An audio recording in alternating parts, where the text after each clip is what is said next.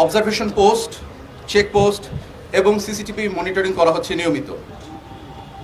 এছাড়াও যে কোনো পরিস্থিতি মোকাবেলা করতে র্যাবের ডগ স্কোয়াড এবং বোম ডিসপোজাল টিম সার্বক্ষণিকভাবে প্রস্তুত রয়েছে। এর পাশাপাশি পবিত্র ঈদ উল আজহা উপলক্ষে ঘরমুখী মানুষের নিরাপদে বাড়ি ফেরা নিশ্চিত করতে সকল bus terminal, rail station, launch terminal, ফেরিঘাটে অতিরিক্ত ভাড়া আদায়কে কেন্দ্র করে যেই পরিস্থিতির সৃষ্টি হচ্ছে সেগুলোকে নিয়ন্ত্রণ করার চেষ্টা করা হচ্ছে। টিকিট কালোবাজারি প্রতিরোধ করার চেষ্টা করা হচ্ছে।